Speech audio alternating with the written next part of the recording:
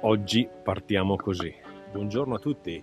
Oggi nuova avventura e nuovo percorso.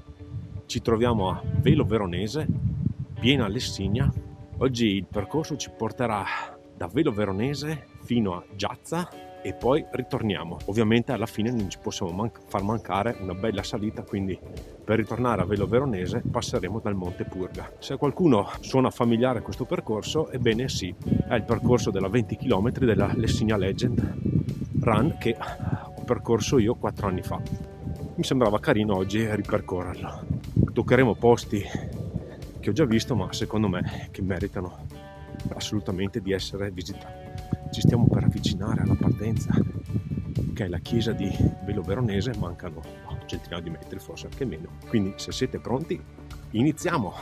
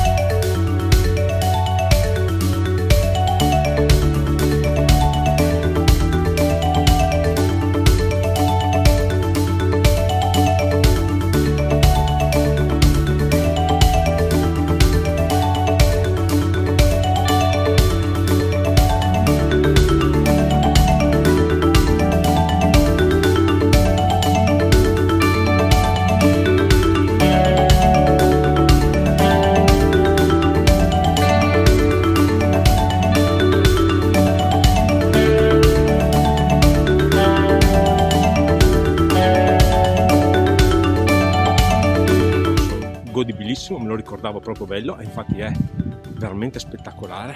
Discesa verso Giazza fantastica, si va giù che è un piacere. Poi anche la salita dal sentiero delle Gosse me la ricordavo altrettanto godibile, si fa tranquillamente e si arriva alla salita del Monte Purga che me la ricordavo tosta e infatti è proprio tosta, come si suol dire. Però devo dire bello, se vi capitasse di passare di qua l'anno prossimo fate la Lessina Legend, merita. L'anno prossimo potrei provare a fare, che ne so, la 30. Comunque vediamo. Allora, il percorso l'abbiamo finito in 3 ore e 29 minuti, 19 km 24, dislivello doveva essere intorno ai 1000 metri, 1200. Quindi ricordatevi di mettere un like se vi è piaciuto il mio video, iscrivetevi al canale, per qualsiasi domanda ci sono i commenti, quindi iscrivetevi pure, sarò ben felice di rispondervi. E che dire, alla prossima e buon giro a tutti.